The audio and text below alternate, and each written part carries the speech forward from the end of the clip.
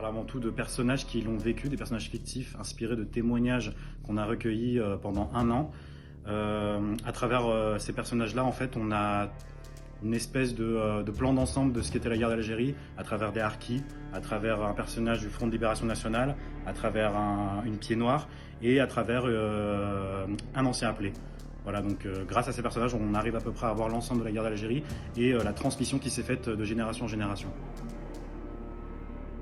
En fait, c'est une guerre très différente des autres parce qu'on a la sensation qu'en fait, c'est pas tout noir ou tout blanc. Il y a vraiment pas mal de gris parce que voilà, il y a le profil par exemple Arki qui a pas forcément été compris, même encore aujourd'hui, et aussi parce qu'en fait on a dernière génération.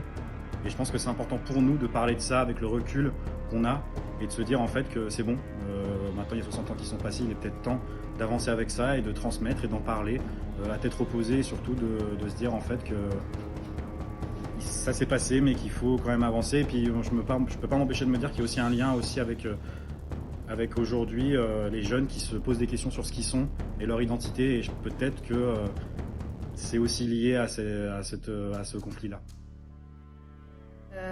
Alors en fait c'est ce qu'on appelle une écriture de plateau initialement. Donc Rodolphe, en fait, le metteur en scène, a dirigé ce qu'on appelle des variations, des improvisations avec des thématiques. En fait, c'est les comédiennes qui ont proposé des situations. Et quand donc en fait une situation m'intéressait, ou voilà, en fait, on savait pas à l'avance comment le spectacle allait se dérouler. Et dès qu'il y avait quelque chose d'intéressant, en gros, moi je scriptais en fait des phrases, des émotions, des choses. Et du coup, je réécrivais une scène derrière, une vraie scène de théâtre. Et c'était même chouette parce qu'au final, il y avait des moments où par exemple, on pouvait arrêter une scène et dire ah oui, non, mais en fait, ok, le personnage de la scène 2, en fait, il intervient dans la scène 5 et en fait, c'est 30 ans plus tard, et en fait, c'est le frère de machin. Je dirais, alors c'est pas spécialement très représentatif du spectacle, mais je l'aime bien. C'est un personnage à un moment qui est dubitatif et dit je trouve ça cool que des gens fassent des débats politiques en couche-culotte.